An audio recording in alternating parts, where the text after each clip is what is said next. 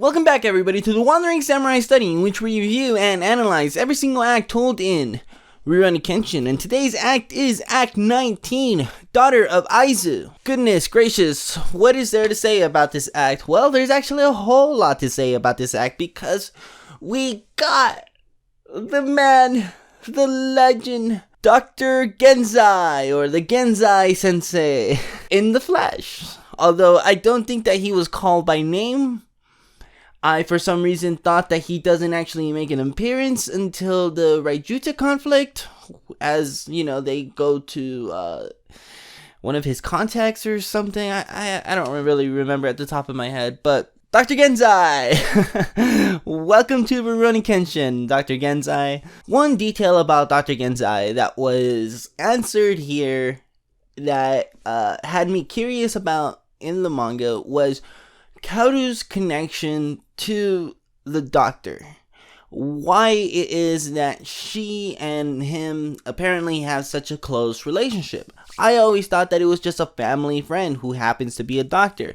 But Megumi actually kind of drops some knowledge on us. When she's ordering everybody to go and do these things in order to save Yahiko from the poison, she tells Kaoru to call the on-call doctor who is part of the dojo. Apparently, dojos have on-call doctors, and it makes 100% sense. I just never made the connection. So there's that, and that's pretty cool. But let's go ahead and get into the chapter summary, and we'll go ahead and talk about the rest of the highlights. Kenshin and Hanya square off as Hanya tries to leave with his fallen comrades in a tactical retreat. Kenshin attempts to keep Bashimi to extract an antidote for Yahiko's poison. Hanya's retreat is successful, and the group shifts their focus on trying to save Yahiko. Megumi steps in, giving orders to everyone to get her supplies that she needs to save Yahiko. Once Yahiko is well, the on-call doctor briefs Kaoru and Sanosuke on Megumi, the daughter of a successful doctor from Aizu, and Megumi shares her story on how she came in contact with Kanryu to Kenshin. Kenshin's quick bout with Hanya left Hanya slightly injured, and so Aoshi orders him to spy on Kenshin to find out who he really is. So as far as a moment-to-moment chapter goes, this one was actually pretty brief, and that's because there was a lot of deposition going on here. So let's talk about Megumi. So the doctor actually gives Sanosuke and Kaoru a whole bunch of information about who Megumi is.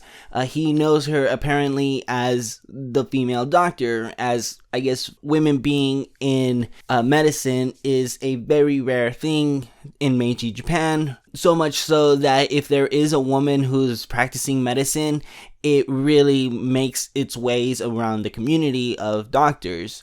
But we find out through the Gensai Sensei that Megumi is from this area called Aizu, but we find out through the Gensai Sensei that Megumi comes from a family of doctors who live in Aizu, and the entire area is just known for practicing medicine. If anything, everybody there practices medicine, apart from any other professions that they may have. But that being said though, Watsuki, apart from all of the exposition that he gave us through the doctor and Megumi herself, he actually includes a little bit of a text box in where he explains what Aizu means to Meiji and Japan, as Aizu is no longer Aizu in Japan. It has become the Fukushima prefecture.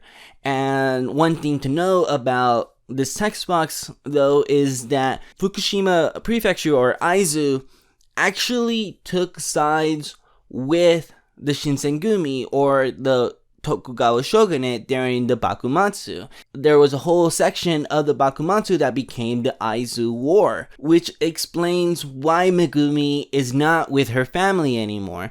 And I don't think that the anime did a very good job of communicating this, as I always wonder what it was that was keeping her from meeting up with her parents. Why couldn't she just return to Aizu? And we find out in that text box is that the Meiji government actually retaliated against Aizu after it took control of the government, because they did not like that Aizu sided with the Shinsengumi and the Tokugawa. And so for Megumi to actually return to Aizu and try to reconnect with her parents is almost a very difficult ask, because it probably won't be easy, and in doing so, it would probably put her in even more problems than she already is in, as we will later find out that she's actually more or less in trouble because of the opium. But apart from that, she probably will not have an easy time getting there, as the Meiji government is in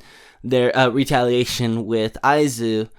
And on top of that, feels the burden or the shame of having created this opium that ended the lives of so many people, in the antithesis of what it is that her family does for a living in saving others. So there's a whole lot of stuff going on with Megumi. She's actually a very complex character when you really sit down and think about it.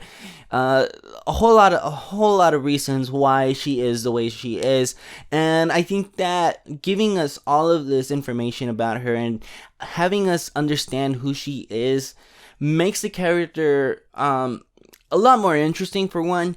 But I think it is easy for us to sympathize with her, as up until this point it's been very difficult to sympathize with this character, as she's been very shady, she's been very manipulative, she's been very dodgy. Not exactly a character that I think the audience in an initial read or initial exposure would attach to. But finding out this information through her conversation with Kenshin, the reason that she is the golden goose for Kanryu is because she is holding on to the information of how to make the opium so that nobody else can learn how to make the recipe that is going to kill so many people. She thinks that at least if she's the only one that knows it, she can control the situation, even if it's still going to be hurting a lot of people.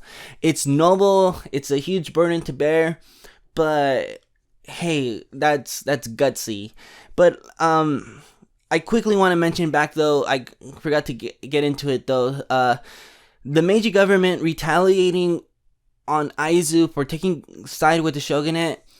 It shows us Megumi's trouble in the Meiji era. We have already established how all of these other characters are being oppressed in the Meiji era, and here is her reason, which is just so good that everybody has a reason why the Meiji government is not turning out to be the promise that was made all those years ago.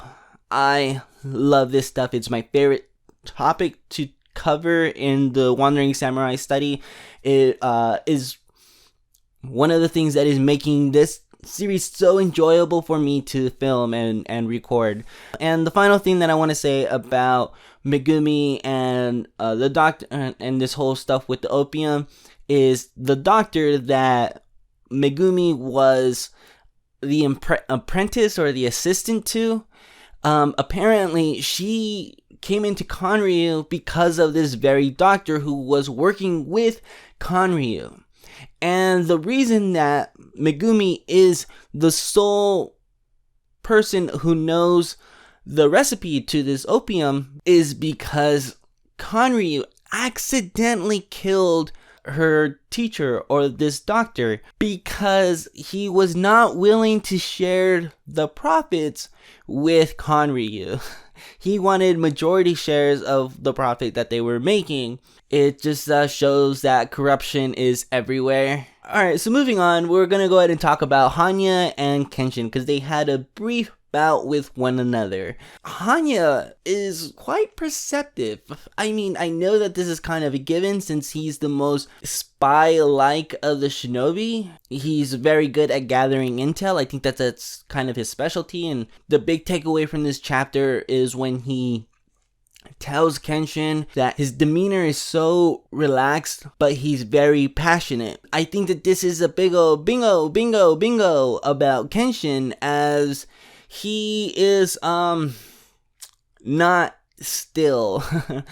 And what I mean by this is that there is no inner peace within Kenshin. There's a war that's raging within Kenshin. His Batosai side allows him to appear calm and collected during a fight, but he's very passionate because he cares. That's the Rurouni within him. He's very caring about what it is. He's upset that his friend Yahiko is poisoned, and he's going to do what he needs to get the antidote. But Hanya's takeaway from, or just observance of that, it's just so telling of the internal struggle that is with Kenshin, the Batosai versus the Wanderer.